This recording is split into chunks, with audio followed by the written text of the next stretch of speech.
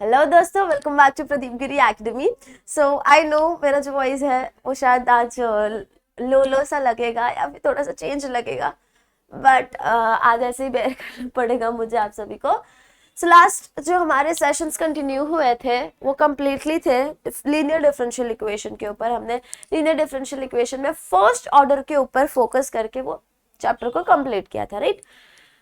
तो आज हम करेंगे हमारा next chapter, not a next chapter, हाँ नाम के हिसाब से नेक्स्ट चैप्टर है। अगर आप सिलेबस वाइज देखोगे ना तो ये नेक्स्ट चैप्टर है भाई साहब, चाहे फिर आप नागपुर यूनिवर्सिटी को हो या मुंबई यूनिवर्सिटी के सेमेस्टर 2 के बच्चे हो, चाहे जैसे। तो ये जो है आपको एक अनदर चैप्टर करके और ट्रीट किया जाता है, that is linear differential equation of higher order. जैसे हमने फर्स्ट ऑर्डर के लिए देखा था ना, फर्स्ट ऑर्डर के लिए हमने बहुत सारे मेथड्स देखे जिसके साथ हम क्या कर सकते थे, उनके सोल्यूशन एक्चुअली निकाल सकते थे। जैसे कि होप्स आपने लेक्चर देखा होगा, एग्जैक्ट जो था, exact and reducible to exact, वो मेन प्रायर वन होता है, एग्जाम में पूछा जाता है। लीनियर वाला जो था वो भी पूछा जाता है। होमोजीनियस एंड जो हमारा फर्स्ट था और सॉरी सेपरेशन ऑफ वेरिएबल्स, ये वाले जो टॉपिक्स थे वो कैसे थे, डिपेंडेंसी थी उनकी हमारी ये वाले क्वेश्चंस पे। तो लाइक आपको अगर वो आता है तो इधर भी थोड़ा सा हेल्प हो जाएगा, बट लाइक थोड़ा सा अलग ही है कॉन्सेप्ट इसके अंदर। अब हम देखते हैं, अब ये हायर ऑर्डर, जैसे हमने डिफरेंशिएशन हम सबने परफॉर्म किया, राइट। तो डिफरेंशिएशन में भी हम फर्स्ट ऑर्डर देखते थे, हायर ऑर्डर देखते थे, सक्सेसिव डिफरेंशिएशन देखते थे, राइट। तो उसी प्रकार हम यहाँ पे भी देखेंगे कि higher order linear differential equation को हम कैसे सॉल्व करेंगे। Okay, so let us begin हमारा सेशन, that is linear higher order differential equation with constant variables, coefficient variables जैसा आपको कहना हो। तो लाइक ये जो पार्ट है ना, इसके अंदर हमारे कुछ कांस्टेंट पार्ट होते हैं। यहाँ पे देखो a1 a2 टिल an, हमारे क्या है, कुछ कांस्टेंट्स है, उनकी कुछ एक डिस्टिंक्ट वैल्यू होती है, कुछ एक कांस्टेंट वैल्यू होगी, चाहे फिर वो जो भी हो। ओके, फिर यहाँ पे हमारे पास क्या है, dny अपॉन dxn। यहाँ पे हम क्या करें, डिफरेंशिएशन हायर ऑर्डर मैंने कहा ना, तो इधर हमारा n की वैल्यू होगी, फिर यहाँ से n की वैल्यू 1 से रिड्यूस हो जाएगी, फिर यहाँ पे 2 से रिड्यूस हो जाएगी। जैसे हम हमारा क्वाड्रेटिक इक्वेशन या क्यूबिक, चलो हम द पावर 4 का देखते हैं तो कैसे हुआ करता था। सॉरी 2 + x + 1 ऐसा रहता था ना हमारा इक्वेशन। ये क्या हो रहा था, हमारे n की कुछ वैल्यू थी and it was decreasing 1 1 1 1 step करके डिक्रीज हो रही थी एंड लास्ट में वो नॉर्मल हो जा रही थी। तो वही चीज यहाँ पे है, देखो लास्ट में वो क्या रही थी, कांस्टेंट हो जा रही थी। यहाँ पे भी लास्ट में हमारे पास क्या बचा, सिर्फ कांस्टेंट बचा। तो यही चीज है, यहाँ पे हमारे पास डिफरेंशिएशन है फर्स्ट, फिर उसके बाद एक से रिड्यूस, ये हायर है, हायर डिफरेंशियल है, फिर उससे 1 रिड्यूस हो रहा है, फिर उससे 2 रिड्यूस हो रहा है, फिर 3 हो रहा है, फिर 4 हो रहा है, फिर 5 हो रहा है, ऐसे रिड्यूस होते होते होते होते वो कहाँ पे आ जाएगा, n⁻0 पे हो जाएगा, sorry d0 upon xn 0 dy 0 हो जाएगा। तो वो क्या 1 ही होता है ना, वो तो उसकी वैल्यू है नहीं, तो ऐसे हो जाएगा, लाइक कांस्टेंट ही बचेगा, लास्ट में हमारे पास सिर्फ y बचेगा y के साथ।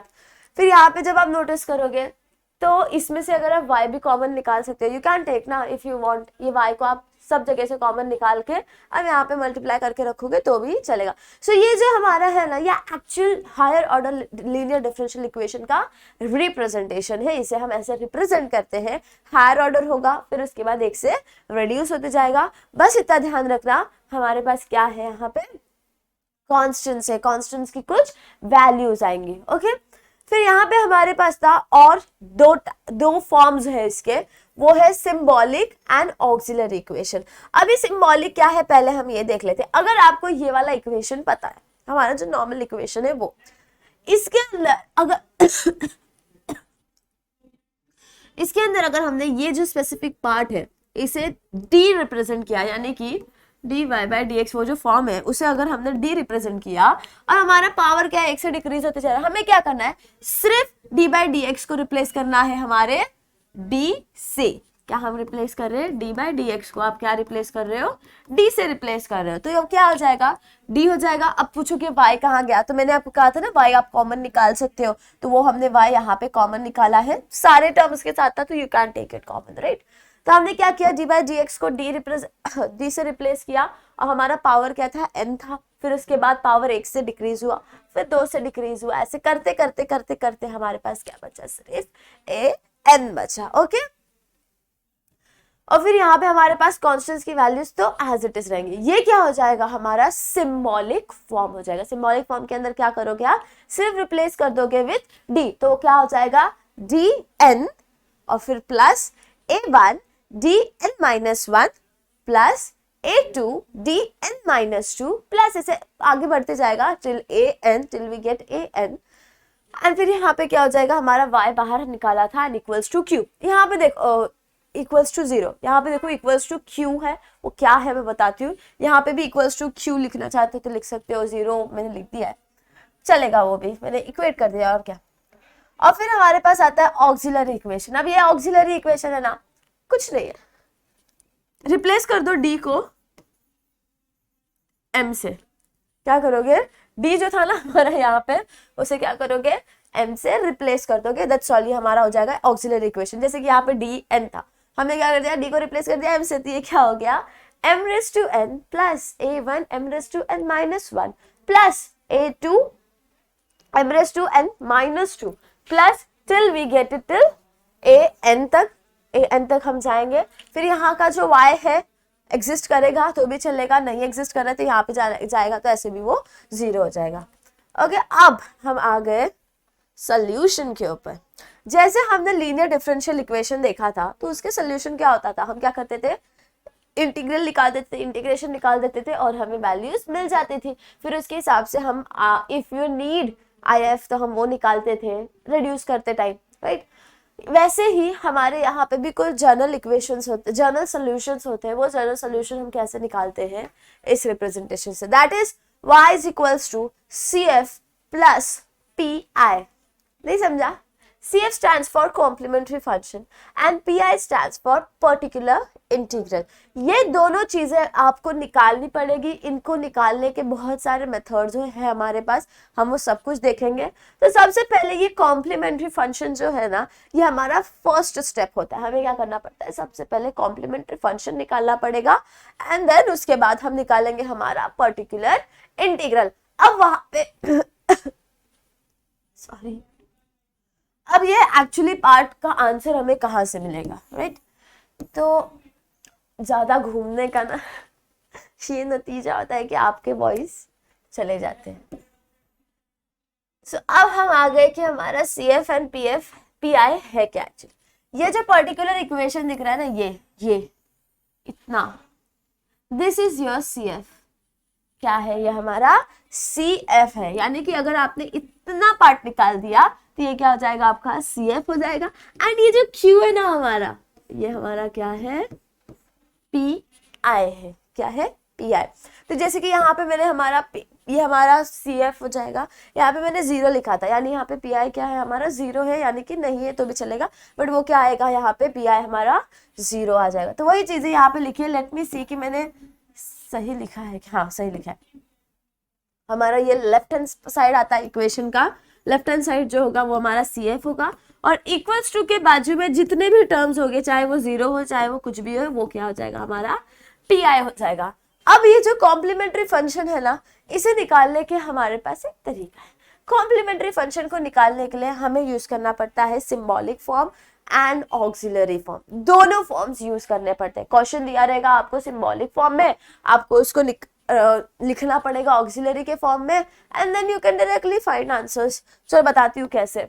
जैसे कि यहाँ पे देखो, to find complementary functions you need symbolic form and auxiliary form. Hope you all know what is these two things. आपको ध्यान में रखना पड़ेगा, तो मैंने यहाँ पे लिख भी दिया है, that is d raised to n, जो मैंने जस्ट लिखा था, d raised to n plus a1 d raised to n minus 1 plus a2 d raised to n minus 2 till an, in which we have taken y to be as common to be equals to q. Now this q can be anything, if you want it can be 0 और जैसे दिया रहेगा आपको। उसके बाद हम auxiliary equation जब लिखते थे तो हम क्या करते हैं, सिर्फ d वाला जो टर्म है उसे m से रिप्लेस कर देते हैं। वो करने के बाद हमें हमारा इक्वेशन ऐसा मिल जाता है, जहां पे हमारा जो a1 a2 and till an जो है वो क्या है, कांस्टेंट वैल्यूज है जो रहते हैं। बताती हूँ कांस्टेंट वैल्यूज होते क्या एक्चुअली। अब ये वाला जो पर्टिकुलर इक्वेशन है ना, इसका आप सोल्यूशन निकालोगे तो you will get n roots. अब ये n क्या है? हमारा पावर। जैसे कि मैंने क्वेश्चन लिखा था, चलो मैं एक और बार लिख देती हूँ।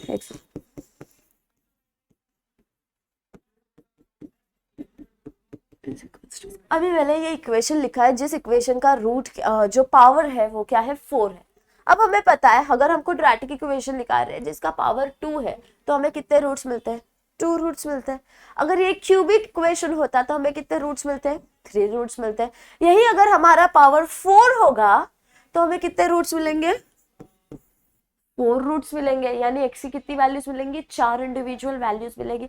उसी प्रकार अगर आपके क्वेश्चन में you don't know what is the power, आपको नहीं पता पावर क्या है, we know that power is power is n, तो ऐसे सिनेरियो में आपके रूट्स कितने होंगे? ऑफ कोर्स जो पावर है वो होगी, यानी कि जो हाईएस्ट पावर है, कितनी हाईएस्ट पावर है? n है, यानी कितने रूट्स होंगे आपके पास? n रूट्स होंगे for this given equation, that is value of m। Value of m कितनी होंगी आपके पास?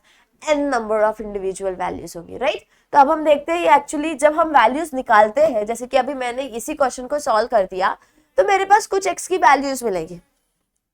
समझ लो x की वैल्यू मुझे कुछ भी मिल, 4 वैल्यूज मिले, x1, x2, x3 and x4 मिलेंगी, राइट। x4 मिलेगा।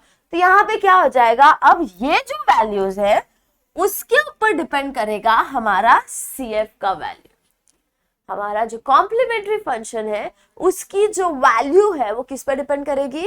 एक्चुअली हमारा जो रूट है, अगर वो डिस्टिंक्ट है, वो रियल है, वो इमेजिनरी है, वो इक्वल है, वो कैसा है, उसके ऊपर वो डिपेंड करेगा। सो अगर समझ लो हमारा जो वैल्यू है वो आया real and distinct. Real and distinct का मतलब क्या? रियल नंबर, जैसे कि 2 आ गया, 4 आ गया, 5 आ गया। डिस्टिंक्ट यानी कि ना एक particular value, it should not be decimal वाला पार्ट, जैसे डिस्टिंक्ट वैल्यू है, यू नो उसकी वैल्यू इतनी ही है, एक्यूरेट है। तो ये हमारा डिस्टिंक्ट वैल्यू जब होता है, तो ऐसे सिनेरियो में हमारा जो CF होता है, हम किसकी बात कर रहे हैं? Please try to understand, roots की बात कर रहे हो, कि कंफ्यूज मत होना, रूट्स है हमारे पास। तो हमारा CF क्या होगा?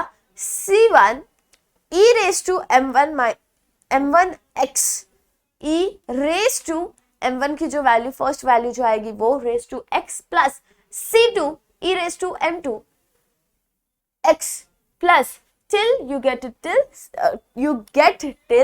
cn e raised to m n, nth value, nth root की जो वैल्यू होगी उधर तक हम जाएंगे इनटू x। सो एक छोटा सा एग्जांपल देखते हैं इसके ऊपर and then will go to the next case.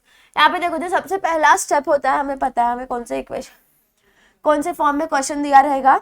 Of course symbolic form में दिया है तो हमें क्या करना पड़ेगा? उसे ऑक्सिलरी फॉर्म में लिखना पड़ेगा। ऑक्सिलरी फॉर्म में मैंने क्या कहा था? Just replace d by m minus plus 2 equals to 0। तो अब इस क्वाड्रेटिक ऑर्डर कितना है? 2 है, तो रूट्स कितने आएंगे? 2 आएंगे। क्वाड्रेटिक इक्वेशन को सॉल्व करना हम सबको आता है।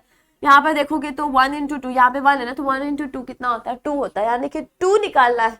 2 मल्टीप्लीकेशन है, और किन दोनों सब्ट्रैक्शन करोगे, किन दोनों टर्म्स को, तो आपको आंसर मिलेगा। तो what is the factors? That will be m-1 आएगा और m-2 आएगा, इज इक्वल्स टू 0, राइट ना। -1 -2 कितना होगा? -3 होगा। एंड व्हाट इज -1 -2 इंटू करोगे तो कितना आएगा?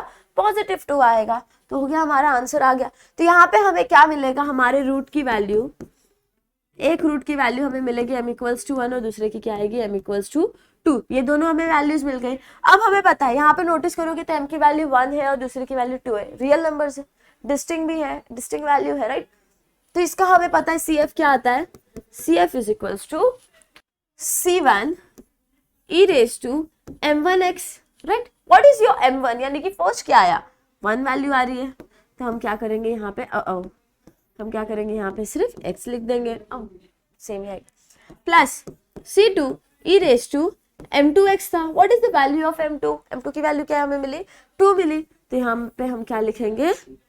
2x लिख देंगे।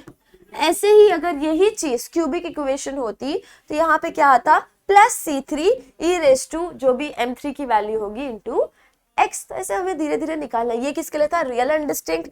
अब हम आगे बढ़ते हैं केस 2 के ऊपर। केस 2 क्या कहता है? The roots are real, real तो है लेकिन इक्वल है। क्या है वो? इक्वल है, यानी कि जो आपकी वैल्यू m की आई दैट इज 2 आई, तो दूसरे m की भी वैल्यू 2 आई। अगर वो 4 आ रही थी तो बाकी सब की भी 4 आ रही थी। इस प्रकार से यानी रूट्स क्या है? रियल भी है, डिस्टिंक्ट एंड इक्वल भी है। तो ऐसे सिनेरियो में हमारा जो CF होगा वो क्या होगा?